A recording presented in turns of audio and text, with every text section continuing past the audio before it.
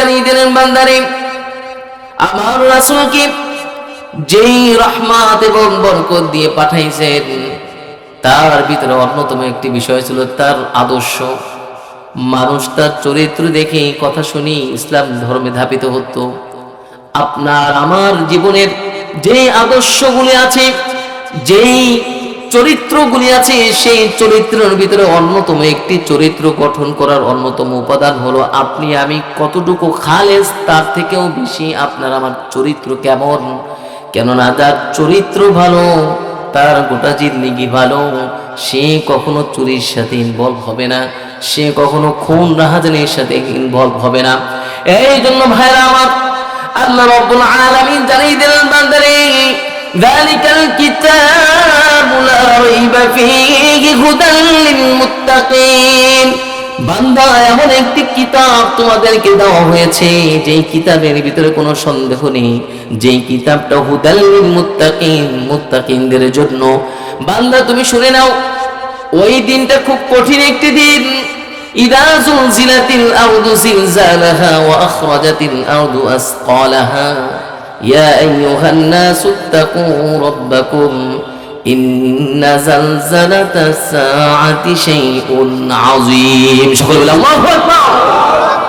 কঠিন একটি দিনের কথা আল্লাহ রাব্বুল আলামিন বললেন, যেই দিনে তোমার আপন বলতে কেউ থাকবে না, যেই দিনে তোমার সন্তান স্ত্রী পরিবার পরিজন থাকবে না, সেই দিনে কি নিয়ে গিয়েছো সেই জিনিসটাই তোমার পরিমাপ করা হবে।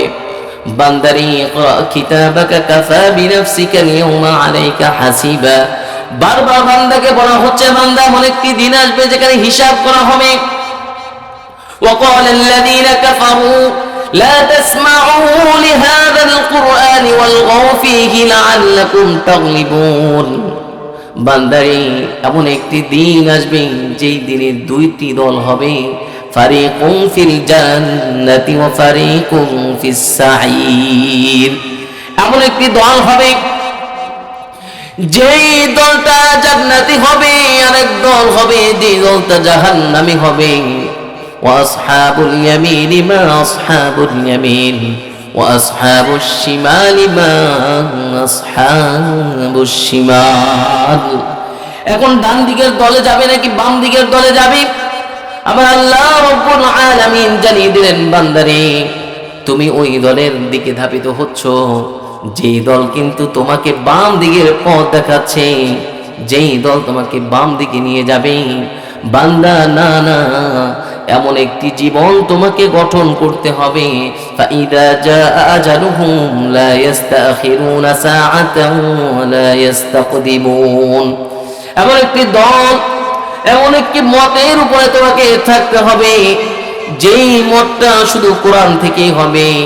এমন একটি জীবন গঠন করতে হবে যে জীবনটা শুধু কোরআন দিয়ে হবে, যে জীবনটা কোরআন ছাড়া চলবে না। প্রেসক্রিপশন থাকতে হবে কোরআন। আল্লাহ রাব্বুল আলামিন জানিয়ে দিলেন, বান্দারে আমি ইব্রাহিম নবীকে যখন কোনো জ্ঞান দিয়েছিলাম না, তখন কিন্তু তিনি বলেছিলেন, ফালাম্মা জান্না আলাইহিল লাইলু রাআ কাওকাবান ক্বালা হাযা রাব্বি ফালাম্মা আফালা ক্বালা লা উহিব্বুল আফিলিন। ইব্রাহিম নবী কিন্তু বলেছিল এটা আমার রব। আবার বলেছে فلما رأى الشمس بازغة قال هذا ربي هذا أكبر। এত বড় সূর্য, এটা মনে হয় আমার রব। আবার বলেছে ফালাম্মা রাআল কমার, যখন তারকারাজি দেখলেন তখন মনে করলেন এটা আমার রব। একের পর এক যখন সব কিছু নিস্তেজ হয়ে গেল, ডুবে গেল, তখন তিনি বললেন যেটা ডুবে যায়, শেষ হয়ে যায়, সে কখনো আমার প্রভু হতে পারে না। ইন্নী ওয়াজ্জাহতু ওয়াজহিয়া লিল্লাযী ফাতারাস সামাওয়াতি ওয়াল আরদা হানিফান ওয়া মা আনা মিনাল মুশরিকিন। সকলে আল্লাহু আকবার। আল্লাহ রাব্বুল আলামিন বললেন, আমার ইব্রাহিম নিজ থেকে বলেছিল যে যা সরে যায়, যা ডুবে যায়, যা শেষ হয়ে যায়, এটা আমার প্রভু হতে পারে না। আমি ওই জায়গা থেকে মুক্ত। ওই কাফের মুশরিকরা যার ইবাদত করে, নিজের বাবা আগুনের পূজা করত, কিন্তু রবকে তিনি খুঁজে নিয়েছেন। আপনার আমার বাবা কিন্তু আগুনের পূজা করে না। আমরা এই ছোট সময়ে জন্মের পর থেকেই দেখেছি, ডান কানে আজান দিয়েছেন, বাম কানে কামাত দিয়েছেন। আবার যখন আমাদের জন্ম হয়েছে তারপর থেকেই বোঝা শুরু করার পর থেকে দেখতেছি বাসায় কোরআন নামাজ হচ্ছে। এই কোরআন তেলাওয়াত শুনে আপনার আমার জীবন পরিবর্তন না হলে আল্লাহ রাব্বুল আলামিন জানিয়ে দিলেন বান্দারে, ইল্লাল্লাযীনা আমানু ওয়া আমিলুস সালিহাত, যারা ঈমান গ্রহণ করেছো, ওয়া আমিলুস সালিহাত, যারা নেক কাজ করেছো, ওয়া তাওয়াসাউ বিল হাক্কি ওয়া তাওয়াসাউ বিস সবর, এবং যারা সত্য কথা বলেছো, সত্য পথকে বেছে নিয়েছো, ওয়া তাওয়াসাউ বিস সবর, যারা ধৈর্যশীল হয়েছো।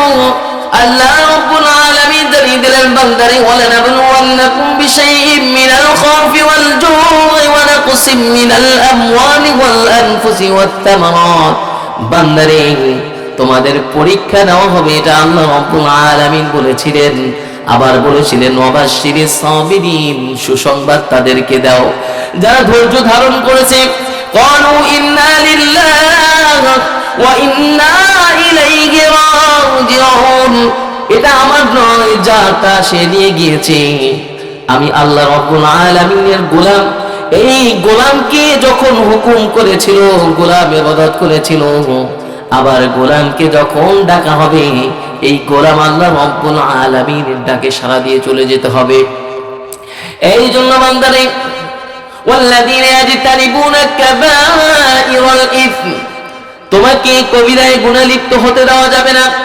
মান জাবিল হাসানাতি ফালাহু আশরু আমসালিহা, তোমাকে 10 গুণ থেকে 70 থেকে 7000 পর্যন্ত বৃদ্ধি করে দেওয়া হবে। মাসালুল জান্নাতিল্লাতী ওয়াইদাল মুত্তাকুন ফিহা আনহারুম মিন মাইন গায়রি আসিন।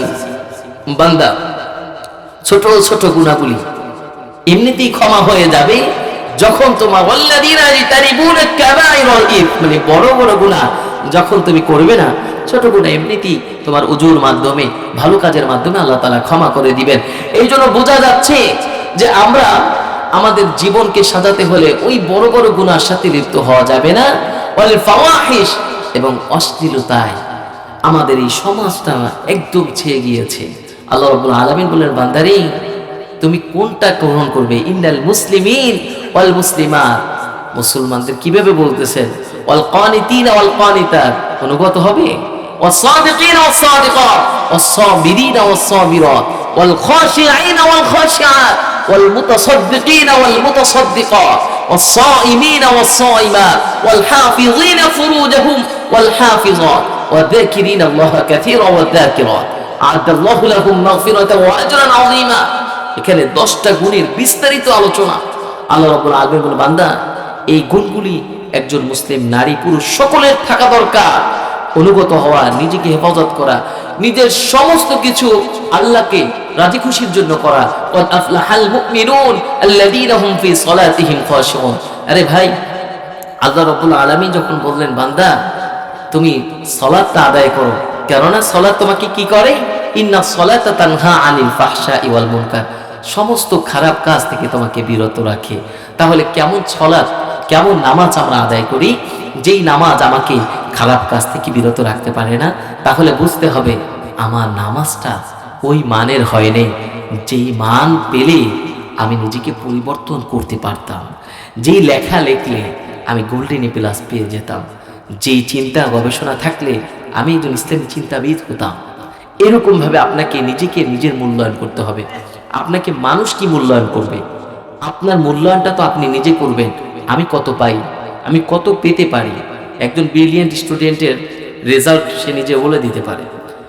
পরীক্ষার হল থেকে যখন বের হয়, তখন যদি আপনি তাকে জিজ্ঞাসা করেন, তুমি আজকের পরীক্ষা দিয়েছো, কত পাবে? ও বলবে, যা অ্যান্সার দিয়েছে আলহামদুলিল্লাহ, একদম কাটাছিড়ে হলেও ইনশাল্লাহ 75-80 পেয়ে যাব।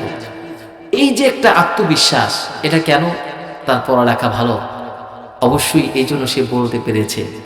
আপনার আমলনামা ভালো কিংবা খারাপ, এটা যেমনিভাবে আল্লাহ রাব্বুল আলামিন জানেন, ঠিক তেমনিভাবে আপনি কতটুকু করেছেন। আপনার অনেক গুনাহ আছে যেটা প্রকাশ্য নয়, যেটা অপ্রকাশ্য। এরকম হাজারো গুনাহ আমরা করে থাকি, কিন্তু এরপরেও তো আপনি জানেন যে রব্বে কারিম আপনাকে আমাকে ক্ষমা করবে। ওই ক্ষমাসুলভ দৃষ্টিতে যদি একবার চিন্তা করি, রব্বে কারিম তুমি তো প্রকাশ করো নাই, আমার মতো গোলামকে তুমি অসম্মান করো নাই, এরপরে তুমি ভালোবাসো, এটা আমি জানি। কেন? তুমি আমাকে অপমানিত করো নাই, তুমি আমাকে ভালোবেসেছো, সম্মান দিয়েছো। এরপরেও আল্লাহ রাব্বুল আলামিন বললেন, বান্দা এত ভালোবাসার পরেও যদি তোমার গোলামি না করে যেতে পারি, তাহলে আমাদের মতো কপাল পোড়া কোনো ব্যক্তি আর থাকবে না। কেননা আল্লাহ রাব্বুল আলামিন জানিয়ে দিলেন, বান্দারি ওয়া ইযা মা গাদিবু হুম ইয়াগফিরুন, যে তোমরা যদি নিজের প্রতি একটু চিন্তা করো, তুমি এত রাগ, তোমার এত অহংকার, তুমি এত নিজেকে সাজাতে গুছাতে পছন্দ করো, কিন্তু একবারও কি চিন্তা করেছো আল্লাহ রাসূল সাল্লাল্লাহু আলাইহি ওয়াসাল্লামের কাছে এক যুবক আসলেন, তিরমিজির বর্ণনায় হাদিসটা এসেছে। আল্লাহ রাসূল সাল্লাল্লাহু আলাইহি ওয়াসাল্লামের কাছে এসে বলেন, আমাকে ছোট্ট একটা আমল দিন। যুবক মানুষ, আল্লাহ রাসূল বলেন, তুমি রাগ কমাও। যুবক কিছু বুঝে উঠতে পারলেন না, আবার জিজ্ঞাসা করলেন, আমাকে এমন একটা আমল দিন যে আমল আমি মনেও রাখতে পারি, করতেও পারি, ছোটখাটো একটা আমল দিন। বলতে তুমি রাগ কমাও। আবার জিজ্ঞেস করলেন, আমাকে এমন একটা আমল দিন যে আমল দ্বারা আমি নিজেকে পরিবর্তন করতে পারি। বলতেছে তুমি রাগ কমিয়ে দাও। বলি সুবহানাল্লাহ। ওয়া ইযা মা গাদিবু হুম ইয়াগফিরুন, তার মানে হলো রাগ যদি কমিয়ে যায়, কমাতে পারে, তাহলে অবশ্যই ক্ষমা আছে। আল্লাহ রাসূল সাল্লাল্লাহু আলাইহি ওয়াসাল্লাম এই কথা বলার পরে আরেকটি হাদিস সাহাবীদের সামনে বললেন, সাহাবীরা শুনে নাও, কাল কিয়ামতের ময়দানে এমন কিছু যুবকদেরকে জান্নাতি হুর দেওয়া হবে। হুরদা তারা বাছাই করে নেবে, এরকম ভাবে বলবেন, অমুক যুবক আসো, আসো তুমি আসো। এরপর বলবেন, এখানে যে হুরগুলি আছে যাকে তোমার পছন্দ হয় নিয়ে যাও। বলি সুবহানাল্লাহ। আল্লাহ রাসূল বললেন, এরা হলো ওই গুণের অধিকারী যাদের ক্ষমতা ছিল প্রতিশোধ গ্রহণ করার, যাদের ক্ষমতা ছিল তোমাকে রাগ করে দূরে সরে দেওয়ার, যাদের পাওয়ার থাকার পরেও, শক্তি সামর্থ্য থাকার পরেও শুধুমাত্র আল্লাহকে ভালোবেসে প্রতিশোধ গ্রহণ না করে ক্ষমা করে দিয়েছেন। আল্লাহ রাব্বুল আলামিন কাল কিয়ামতের ময়দানে ওই ব্যক্তিদেরকে এই সম্মানে ভূষিত করবেন। বলে সুবহানাল্লাহ। তাহলে আপনি বুঝেন আমরা কেমন হলাম, আমরা নিজেদেরকে কতটুকু পরিবর্তন করেছি। আমরা পরিবর্তন করতে পেরেছি কেমন জানেন? আমরা নিজেদের পরিবর্তন না করতে পারলেও আমরা অন্যের হাজারো দোষ গুণ নিয়ে বিচার বিশ্লেষণ করি, এ দ্বারা ওই ব্যক্তির একটা লাভ হয়। আমরা নিজেদেরকে পরিবর্তন না করতে পারলেও হাজারো দোষ গুণ মানুষের বিচার বিশ্লেষণ করি, এ দ্বারা ওই ব্যক্তির লাভ হয়। ওই ব্যক্তির কিছু গুনাহ আপনার কাঁধে এসে পড়ে। কেননা এমন গীবাত করতেছেন, একদিকে গীবাত করতেছেন, যদি ওই ব্যক্তির ভিতরেই এই খারাপ গুণগুলি থাকে তাহলে তো গীবাত হয়ে যাচ্ছে। আর যদি খারাপ গুণ না থাকে, আপনি মিথ্যা বলে থাকেন, তাহলে ওই ব্যক্তিকে আপনি অপবাদ দিচ্ছেন। দুইটা গুনায় আপনি গুনাহগার হচ্ছেন। হয়তো ওই ব্যক্তিকে আপনি অপবাদ দিচ্ছেন, আর না হয় ওই ব্যক্তির গীবাত করতেছেন। আল্লাহ রাসূল মিরাজের রজনীতে যখন জান্নাত জাহান্নাম ঘুরে দেখলেন, তখন কিছু মানুষের অবস্থা এমন দেখলেন যাদের নখগুলি বড় বড়, তারা এই নখ দিয়ে তাদের সমস্ত শরীরগুলি, সমস্ত চেহারাগুলি বারবার আঁচড়াচ্ছেন এবং নিচে তাদের গোস্তগুলি ক্ষয়ে ক্ষয়ে পড়ে যাচ্ছে। এই অবস্থা দেখে জিব্রাইলকে জিজ্ঞাসা করলেন, জিব্রাইল এরা কারা? এরা কারা? এদের এত শাস্তি কেন? এদের কথা আপনি কি জানেন না? এরা হলো সেই ব্যক্তি যারা ওই দুনিয়ায় বসে গীবাত করেছিল। এই গীবাতের শাস্তি কঠিন শাস্তি, সুদের শাস্তি কঠিন শাস্তি। এই জন্য ভাইরা আমার, শাস্তি সহ্য করে আমরা আমাদের মতো ইমানদার হয়ে আমরা যদি চিন্তা করি আমরা জান্নাতি, তাহলে আগে আমাকে পরিবর্তনের জায়গায় নিয়ে আসা দরকার। আমরা যত ওয়াজ মাহফিল শুনি না কেন, ওয়াজ মাহফিল আমাকে পরিবর্তন করতে কখনোই পারবে না যদি আমি পরিবর্তন না করি। কথা বলছেন? আপনাকে আমি এই 1 ঘন্টার আলোচনায় আমি পরিবর্তন করতে পারবো না যদি আপনি আজকের আলোচনা শুনে যদি নিজের মনকে স্থির না করেন যে যতটুকু শুনেছি দেখি না এর উপরে একটু কিছু আমল করা যায় কিনা। কেননা যদি এই ক্ষমার সুন্দর দৃষ্টি যদি হতো আর আপনাকে যদি আপনি পরিবর্তন করতে পারতেন, এরকম শতে শতে মাহফিল হচ্ছে, তাহলে হেদায়েতের এই নূর সকলে পেয়ে যেত। তো হেদায়েতের এই নূর পেতে হলে আপনার এই নূরটা, আপনার হৃদয়টা, আপনার অন্তরটা পরিষ্কার করতে হবে। এই জন্য আল্লাহ রাব্বুল আলামিন জানিয়ে দিলেন বান্দারে, ওয়ামা উবাররিউ নাফসি ইন্নান নাফসা লাআম্মারাতুম বিসসুই ইল্লা মা রাহিমা রাব্বি ইন্না রাব্বি গফুরুর রহিম। আমার আল্লাহ রাব্বুল আলামিন জানিয়ে দিলেন বান্দারে, তোমার নফসটা যদি পরিষ্কার না করো তুমি ভালো কিছু নিতে পারবে না। সব সময় ভালো কাজ করলেও তোমাকে খারাপের দিকে ধাবিত হতে হবে। আল্লাহ রাব্বুল আলামিন অপর একটি আয়াতে জানিয়ে দিলেন, ইয়া আইয়াতুহান নাফসুল মুতমাইন্নাহ, নফসটাকে পরিষ্কার করে মুতমাইন্নাহ নফস ডাইভার্ট করো, ওই জায়গায় চলে যাও। আল্লাহ রাব্বুল আলামিন জানিয়ে দিলেন বান্দারে, রব্বানা ইন্নী আসকানতু মিন যুররিয়্যাতি বিওয়াদিন গায়রি যি যার'ইন 'ইনদা বাইতিকাল মুহাররাম রব্বানা লিয়ুকিমুস সালাতা ফাজ'আল আফইদাতাম মিনান নাসি তাহওয়ি ইলাইহিম ওয়ারযুকহুম মিনাথ থামারাতি লাআল্লাহুম ইয়াশকুরুন। মানুষ ছিল না, জন ছিল না, কিছু ছিল না। ইব্রাহিম আলাইহিস সালাতু ওয়াস সালাম যখন শিশু ইসমাইলকে আর হাজরাকে রেখে চলে গেলেন, বারবার তাকিয়ে দেখলেন। আর হাজরা আলাইহিস সালাতু ওয়াস সালাম জিজ্ঞেস করলেন, রব্বানা ইন্নী আসকানতু মিন যুররিয়্যাতি বিওয়াদিন গায়রি যি যার'ইন 'ইনদা বাইতিকাল মুহাররাম, আপনি এখানে আমাকে রাখলেন আর এটা কি আল্লাহর হুকুম? তিনি বললেন হ্যাঁ, আর কোনো কথা নেই। আল্লাহ রাব্বুল আলামিনের কাছে দোয়া করলেন, ওগো মালিক, রব্বানা ইন্নী আসকানতু মিন যুররিয়্যাতি বিওয়াদিন গায়রি যি যার'ইন 'ইনদা বাইতিকাল মুহাররাম, আমি আমার সন্তান স্ত্রী ওখানে রেখে এসেছি। বিওয়াদিন গায়রি যি যার'ইন 'ইনদা বাইতিকাল মুহাররাম রব্বানা লিয়ুকিমুস সালাতা ফাজ'আল আফইদা। দোয়াগুলি করেছিলেন, যা যা দোয়া করলেন সব কিছু কবুল হয়ে গেল। নামাজের জায়গা বানিয়ে দিলেন। পৃথিবীর সব জায়গায় নামাজ বন্ধ হয়ে যেতে পারে, সিজদা বন্ধ হয়ে যেতে পারে, কিন্তু এমন একটা জায়গায় বসে আল্লাহ রাব্বুল আলামিনের কাছে দোয়া করেছেন। আপনার দেখবেন যারা উমরা বা হজে গিয়েছেন, সালামটা ফিরাতে দেরি, কিন্তু ওই মক্কা মুকাররমায় লোক দাঁড়াতে আর তওয়াফ করতে 1 মিনিট দেরি হয় না।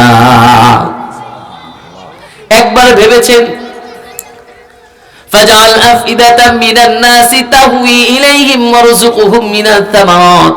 আল্লাহ রাব্বুল আলামিন নামাজীদেরকে কবুল করলেন, সকলের অন্তরটা নরম করে দিলেন। আপনি যখন ওই মক্কায় যান, আপনার হৃদয়টা যত কঠিনই হোক, যখন ওখানে যাওয়ার পরে এমন একটা ভালো লাগা কাজ করে, যারা উমরা বা হজে গিয়েছেন আবার এসে আবার নিয়ত করেন কবে যাবেন, কি ঠিক কিনা? এটা হলো ওই যে ইব্রাহিম আলাইহিস সালাতু ওয়াস সালামের দোয়া। আপনার জন্য আমার জন্য দোয়া করেছেন, দোয়া কবুল হয়ে গিয়েছে। মিনাত তামারাতি লাআল্লাহুম ইয়াশকুরুন। আর যত ফল ফলাদি আছে, আপনি যে দামি দামি ফলগুলি, খেজুরগুলি রমজান মাসে ইফতারি করেন, সমস্ত দামি দামি খেজুরগুলি সৌদি থেকে আসে। ওই যে দোয়া করেছিলেন, দোয়া কবুল হয়ে গিয়েছে। এই জন্য বান্দারে, ইব্রাহিম আলাইহিস সালাতু ওয়াস সালামকে আমি আল্লাহ রাব্বুল আলামিন খলিল উপাধি দিয়েছি, এমনি এমনি উপাধি দেই নাই। এমন একটি সম্মানজনক কাজ করেছেন। হাজারো পরীক্ষা আমি করেছি, এমনকি আগুনে ফালানের মতো পরীক্ষাও আমি দিয়েছি, যেখানে জিব্রাইল গিয়ে বললেন, ওগো মালিক, আপনার ইব্রাহিম তো আগুনে পড়ে যাচ্ছে। ইব্রাহিমকে বাঁচানোর জন্য জিব্রাইল বললেন, তুমি বলো আমি বাঁচিয়ে দেই। ইব্রাহিম আলাইহিস সালাতু ওয়াস সালাম বললেন, না না, যেই রব্বে কারীমের ইবাদত আমি ইব্রাহিম করি, যে ইব্রাহিম যে দাওয়াত দিয়েছেন, যেই দাওয়াতের কারণে আমি ইব্রাহিমকে আগুনে পড়তে হচ্ছে, আগুনে ফেলানো হবে, সেই রব্বে কারীম যদি চায়, আমার রব যদি চায় আমার ইব্রাহিম আগুনে পড়ে যাক, আমি ওই আগুন থেকে রব্বে কারীমের শুকরিয়া আদায় করব বলে সুবহানাল্লাহ। এই কথা শুনে আল্লাহ রব্বুল আলামিন আর থেমে নেই। আল্লাহ রব্বুল আলামিন সাথে সাথে জিব্রাইলকে বললেন, জিব্রাইল, আমার ইব্রাহিম তো আজকে থেকে ইব্রাহিম নয়, আমার ইব্রাহিমকে খলিলুল্লাহ বানিয়ে দিলাম বলে সুবহানাল্লাহ। আল্লাহ রব্বুল আলামিন বললেন, কুলনা ইয়া নার লুকুনি বারদান ওয়া সালামান আলা ইব্রাহিম। সকল আল্লাহু আকবার। আল্লাহ রব্বুল আলামিন জানিয়ে দিলেন, আগুন রে, সারাটি জীবন তুমি মানুষকে পুড়ে ছারখার করে দিয়েছো, আগুন তুমি আমার ইব্রাহিমের জন্য শান্তির বিছানা হয়ে যাও বলে সুবহানাল্লাহ। আল্লাহ রব্বুল আলামিন বান্দাদেরকে কতই না ভালোবাসেন। আল্লাহ রব্বুল আলামিন বললেন, বান্দারে, ইন্নাল্লাহা ইউহিব্বুল মুতাওয়াক্কিলিন, যখন তুমি আমার উপরে ভরসা করবে, ফামা উতিতুম মিন শাইইন ফামাতাউল হায়াতিদ দুনিয়া, দুনিয়াকে যখন লাথি মারবে, ওয়ামা ইনদাল্লাহি খায়রুন ওয়া আবকা, আর যখন ওই আখিরাতকে প্রাধান্য দিবে, লিল্লাযিনা আমানু, যখন তুমি পরিপূর্ণ ঈমানদার হবে, ওয়া আলা রাব্বিহিম ইয়াতাওয়াক্কালুন, আর তাওয়াক্কুল করবে আল্লাহর উপরে। আল্লাহর উপরে যখন তাওয়াক্কুল করবে, জীবনে যতই পরীক্ষা আসুক না কেন, যতই বিপদ থাকুক না কেন, আল্লাহ রাব্বুল আলামিন বললেন, বান্দারে ভরসা করেছে আমার উপরে, যখন এই বান্দা ভরসা করবে আমার উপরে, তখন আমি ওই বান্দাকে অবশ্যই খালি হাতে কখনো ফেরত দিব না বলে সুবহানাল্লাহ। এই জন্য ভাইরা আমার, আল্লাহ রাব্বুল আলামিন জানিয়ে দিলেন, ক্বাদ সামিআ আল্লাহু কাওলান লাতী তুজাদিলুকা ফী যাওজিহা ওয়া তাশতাকী ইলাল্লাহ। আমি এমন একটি বান্দির দোয়া কবুল করেছিলাম। আল্লাহ রাব্বুল আলামিন অত্র আয়াতে তাফসীরে বললেন, সাধারণ এক নারী ছিল, তার দোয়া কবুল করেছিলাম। স্বামীর কাছ থেকে আলাদা হয়ে যাবে, মাসালার ভিন্নতা হয়ে গিয়েছে। এরপরে আল্লাহ রাব্বুল আলামিন কে ফরিয়াদ করে যাইলেন, ওগো মালিক, আমি তোমার গোলাম, আমি তোমার বান্দি, তুমি যদি আমাকে এখান থেকে নিয়ে যাও তাহলে আমি বাঁচতে পারবো না, আমার সন্তান আছে। আল্লাহ রাব্বুল আলামিন ওই বান্দির দোয়াকে কবুল করলেন। ওমর রাদিয়াল্লাহু তাআলা আনহু একবার সফর সঙ্গী নিয়ে যাইতেছেন, দূর থেকে ওই মহিলা আসছেন। ওমর রাদিয়াল্লাহু তাআলা আনহু দাঁড়িয়ে গেলেন সকলকে নিয়ে। ওই মহিলা যাওয়ার পরে ওমর রাদিয়াল্লাহু তাআলা আনহু হেঁটে বেড়াচ্ছেন। একজন সাহাবী জিজ্ঞেস করলেন, আপনাকে একটি কথা জিজ্ঞেস করব, যদি আপনি কিছু মনে না করেন। তখন ওমরকে যখন জিজ্ঞেস করলেন, ওমর বলে, বলো কি জিজ্ঞেস করবে। ওমর রাদিয়াল্লাহু তাআলা আনহু বললেন যে, তোমার ভয় নেই, তুমি যা জিজ্ঞেস করার করতে পারো। সাহাবী উঠে বললেন, ওই নারী এমন কি সম্মানী, যাকে দেখে দাঁড়িয়ে গেছেন আর সামনে এক পা দেন নাই। ওমর রাদিয়াল্লাহু তাআলা আনহু বললেন, বিশাল ঘটনা, কিন্তু তোমাকে এতটুকুই বলি, এই দুনিয়ায় বসে ওই নারী দোয়া করেছেন, আল্লাহ রাব্বুল আলামিন হুকুম করেছেন, কোরআনের আয়াত নাজিল করে ওই ব্যক্তির দোয়া কবুল করে নিয়েছেন বলে সুবহানাল্লাহ। এই জন্য বুঝতে হবে আমাদেরকে, সব সময় দোয়া করি, রব্বানা যালামনা আনফুসানা ওয়া ইল্লাম তাগফির লানা ওয়া তারহামনা লানাকুনান্না মিনাল খাসিরিন। জুলুম করেন আবার দোয়া করেন, আবার জুলুম করেন আবার দোয়া করেন, আবার বলেন লানাকুনান্না মিনাল খাসিরিন, ক্ষতিগ্রস্তদের কাতারে তুমি আমাদেরকে ফালাবে না। আল্লাহ রাব্বুল আলামিন বললেন, বান্দারে এরকম কথা বলো না, আমি তোমাদেরকে জান্নাতে দিতে চাই, কিন্তু তোমরা গুনার কাজে লিপ্ত বেশি থাকো। আপনার আমল নামা যদি একবার চিন্তা করতেন যে 70 বছর 80 বছরের জিন্দেগি আপনি পেয়েছেন, 50 বছর আপনি পেয়েছেন, এর ভিতরে আপনার আমল নামায় আপনি যদি হিসাব করেন কতটুকু আপনি আমল করেছেন আর কতটুকু আপনার জীবনে ভুল করেছেন, আপনি নিজে হিসাব করে দেখবেন আপনার জীবনে ভালোর থেকে ভুলগুলো বেশি। এই জন্য বান্দা, তুমি আমার রহমত ছাড়া কখনো জান্নাতে যেতে পারবে না। লা তাকনাতু মির রাহমাতিল্লাহি ইন্নাল্লাহা ইয়াগফিরুদ যুনুবা জামিআ। তোমরা নিরাশ হবে না, আমি আল্লাহ রাব্বুল আলামিন তো ক্ষমাশীল, তোমাদেরকে ক্ষমা করতে চাই, কেনই তোমরা নিরাশ হও। এই জন্য জয়নব নামে একজন নারী ছিলেন, অল্প বয়সী। ওই নারীর স্বামী হারাইছেন। স্বামী হারানোর পরে কিছুদিন পরে চিন্তা করলেন, স্বামী যেহেতু আমাকে ছেড়ে পৃথিবী থেকে চলে গিয়েছেন, আর বিবাহ করব না, যে মেয়েটা আছে এই মেয়েটা নিয়েই আমি আমার জীবন কাটাবো। এই জয়নবকে মানুষ করা শুরু করলেন। এই নারী একটা পর্যায়ে মেয়ে বড় করলেন আর পর্দা নিশি বানাইলেন, এমন একটা জায়গায় বিবাহ দিলেন। কিছুদিন পরে এই নারীর বিবাহ হয়ে যাওয়ার পরে ওই নারী এমন অসুস্থ হয়ে গেলেন। অসুস্থ হয়ে যাওয়ার পরে ওই নারী বড় বড় ডাক্তার দেখাইছেন, কোনো কাজে আসে নাই। ওই জয়নব মারা গেলেন। জয়নবের মা চিন্তা করলেন, স্বামী হারাইলাম, সন্তান ছিল, সন্তানকে মানুষের মতো মানুষ করলাম, বিবাহ দিলাম, বড় হলো, সন্তানও চলে গেল। আমার এই জীবনটা অসহায় একটি জীবন। সারাক্ষণ সন্তানের কবরের পাশে বসে কান্না করতেন। হঠাৎ করে সে চিন্তা করলেন, আমি এমন কি স্বপ্নে দেখতেছি, মনে হয় আমার সন্তান কবরে বসে ভালো নাই। আমি তো এমন কোনো কাজ করি নাই যেই কাজগুলি করলে আমার সন্তান আযাব পাবে, আমি খারাপ কাজে লিপ্ত হইনি, এমনকি বিবাহ করি নাই, সন্তানকে পর্দা রেখে মানুষ করেছি। হুজুরের কাছে স্বপ্নের ব্যাখ্যা চাইলেন আর বললেন, আমি এমন কোনো কাজ করি নাই, কিন্তু আমি দেখতেছি আমার সন্তান কষ্টে আছে। এই কথা যখন বললেন, মহিলাকে বললেন, তুমি এমন কোনো খারাপ কাজে কখনো লিপ্ত হয়েছিলে কিনা? বলতেছে না। তুমি কি করতে? বলতেছে, আমি সেলাই মেশিন চালাতাম, এই সেলাই মেশিন চালিয়ে যত টাকা পেতাম এই দিয়ে এটাকে মানুষ করেছি।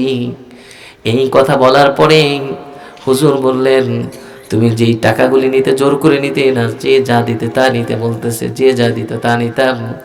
তখন হুজুর বললেন, তুমি এমন কিছু করতে কিনা যেটা অপরাধ তোমার কাছে মনে হয়?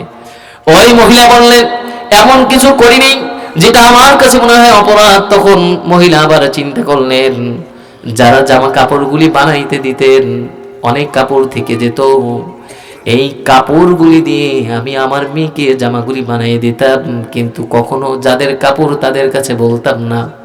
এই কথা বলার পরে হুজুর বললেন, এটা তো আমানতের খেয়ানত করেছো। ওই ব্যক্তি এই জামার জন্য তোমাকে কাপড় দিয়েছে, যদি হয় তুমি ওই ব্যক্তিদের কাছে ক্ষমা চেয়ে নিবে, আর না হয় ওই ব্যক্তিদেরকে অবশ্যই কাপড়গুলি ফেরত দিতে হবে।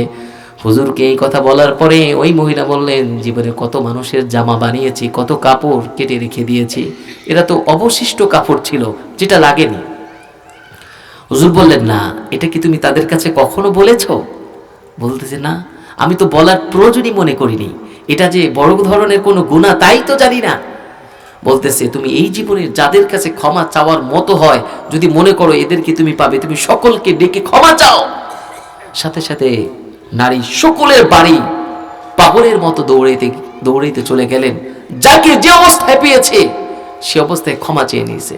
বলছে, দেখেন, আপনার অবশিষ্ট কাপড় দিয়ে আমার জয়নবকে আমি জামা বানিয়ে দিতাম, এগুলো তো আপনাদের অবশিষ্ট কাপড়গুলি ছিল, যেগুলো আপনি ফেলে দিতেন, সেগুলো আমি ফালাইতাম না, আমি এগুলো দিয়ে বানাতাম। হুজুর বললেন, তুমি তাদের কাছে ক্ষমা চাও, দেখো কি অবস্থা হয়।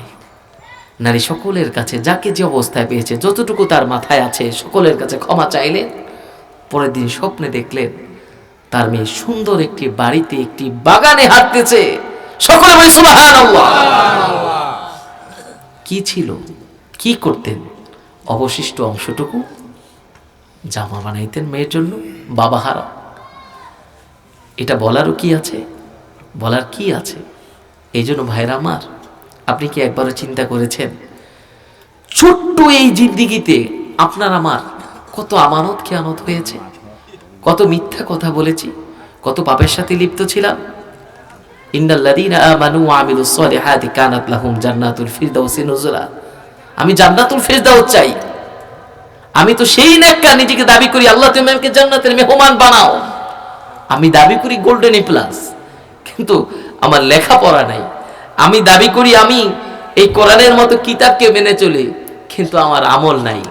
তাহলে এই কোরআনের মতো কিতাবের পরিচয় আমার দেওয়ার বা এই কোরআনকে বহন করার মতো ক্ষমতা আমার থাকবে না। কেননা এই বহন আমি করতে পারি না, কেননা এই কোরআন অনুসারে আমি চলি না।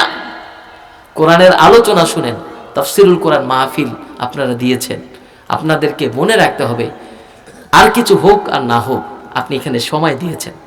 আপনি দীর্ঘ একটা সময়ে এখানে আপনি বসেছিলেন। এই সময় থেকে আমি কি পেয়েছি, এই সময় থেকে আপনাকে শিখতে হবে, এই সময় থেকে আপনাকে বুঝতে হবে যে রব্বে কারিম আমাকে যে সময়টা দিয়েছে এই সময় বরফের মতো গলে গেলে হবে না, এই সময়টা চলে গেলে হবে না। ফাইদা জাআ আজালুহুম লা ইস্তাখিরুনা সাআতান ওয়া লা ইস্তাকদিমুন। যখন আমার ডাক আসবে আর সুযোগ থাকবে না। এই জন্য সম্মানিত হাজিরিন, সময় শেষ, সময় এরকমই শেষ হবে। আজ হব না কাল, আজকে পরিবর্তন না হলে কালকে হব, কালকে না হলে পরশুদিন। এরকম করতে করতে এক সময় আমার আপনার জীবন চলে যাবে, আর পরিবর্তন হওয়া হবে না। এই জন্য সম্মানিত হাজিরিন, নতুন একটি বছর 2025 পড়ে গিয়েছে। জানুয়ারি মাস এসেছে, বলতে বলতে শেষ হয়ে গেছে আজকে 22 তারিখ। এরকমভাবে সময়টা চলে যাবে। আপনারা একটা জিনিস খেয়াল করেছেন কিনা, আপনি আগে সময়ের অনেক বরকত পেতেন, এখন দেখেন এই তো শুক্রবার এসেছে, আবার মাস চলে যাচ্ছে, বছর ঘুরে যাচ্ছে। আপনার কাছে এটা খুব তাড়াতাড়ি মনে হচ্ছে। এটা হলো অন্যতম একটি আপনি সময়ের বরকত পাবেন না। কেননা সময়ের ভিতরে যে বরকত আল্লাহ রাব্বুল আলামিন রেখেছেন, আপনার আমার গুনার কারণে, ভুলের কারণে আস্তে আস্তে সকল নেয়ামত উঠে যাবে, সকল নেয়ামত উঠে যাবে। এই জন্য সম্মানিত হাজিরিন, আলী রাদিয়াল্লাহু তাআলা আনহু সে বলেছিল যে তুমি কি দাড়ি পাকা আছো, তাহলে তুমি মনে করে নাও তোমার সময় খুব স্বল্প সময়। তোমার মাথার চুল কিছু পাকছে, ধরে দেখতেছো আরে দুই একটা পেকে গিয়েছে, সময় চলে এসেছে। তুমি কি এখন আর এই চশমা ছাড়া চোখে দেখো না, চশমা দিলে একটু ভালো দেখো, তাহলে তুমি মনে করবে চোখের পাওয়ার কমে যাচ্ছে, সময় খুব খুব নিকটে। তুমি যদি মনে করো আগে অনেক ওজন তুমি নিয়ে হেঁটে যেতে পারতে, এখন অনেক ওজন জাগাতেই পারো না, তাহলে তোমাকে মনে করতে হবে সময় খুব নিকটে। তুমি যদি মনে করো আগে অনেক দূর একলা একলা হেঁটে চলে যেতে, এখন গাড়ি ছাড়া একটা মুহূর্ত চলতে পারো না, তোমাকে বুঝতে হবে সময় খুব সন্নিকটে। এই দিক নির্দেশনাগুলো তোমাকে আমাকে দেওয়া হয়েছে। তাহলে আপনি যদি এরকম প্ল্যান করেন, আমার জীবনটা থেমে যাচ্ছে, আস্তে আস্তে আস্তে আস্তে থেমে যাচ্ছে, তাহলে আপনি বুঝতে পারবেন সময় আপনাকে কতটা ফাঁকি দিয়ে চলে যাবে। সম্মানিত হাজিরিন, সময় শেষ হয়ে গিয়েছে, আমার আলোচনা এখানেই শেষ করতে হবে। আমি আপনাদেরকে একটাই কথাই বলতে চাই, আজকে যে দুইটি আয়াতের উপরে আলোচনা করলাম, এই দুটি আয়াতের মূল তাৎপর্য ছিল এই যে আপনাকে এই দুনিয়ার চাইতেও বড় একটি দুনিয়া, যাকে সব থেকে ছোট জান্নাতটি দেওয়া হবে, তাকেও এরকম 10টা দুনিয়ার সমান একটি জান্নাত দেওয়া হবে। বলে সুবহানাল্লাহ। তাহলে কিসের এই দুনিয়া, কিসের এই দুনিয়ার মহব্বতে আপনি পড়ে আল্লাহকে ভুলে গেছেন? ও আলা রাব্বিহি ইয়াতাওয়াক্কালুন, ভরসা করুন না আল্লাহর উপরে। আর যেই গুনাহগুলি ছেড়ে দিতে বলেছে, কাবাইরুল ইসমি ওয়াল ফাওয়াহিশ ওয়া ইযা মা গাদিবু হুম ইয়াগফিরুন, এই গুনাহগুলি বর্জন করে ক্ষমার আশায় রব্বে কারিমের দিকে তাকিয়ে থাকি। আল্লাহ রাব্বুল আলামিন আমাদেরকে ক্ষমা করবেন। এবং এতক্ষণ যে বিষয়ের উপরে আলোচনা হলো, আল্লাহ রাব্বুল আলামিন আমাদের সকলকে এই সকল বিষয়ের উপরে আমল করে জান্নাতে সুন্দর একটি অবস্থান করে যাওয়ার মতো তৌফিক দান করুক, আমিন। ওয়া আখির দাওয়ানা আলহামদুলিল্লাহি রাব্বিল আলামিন।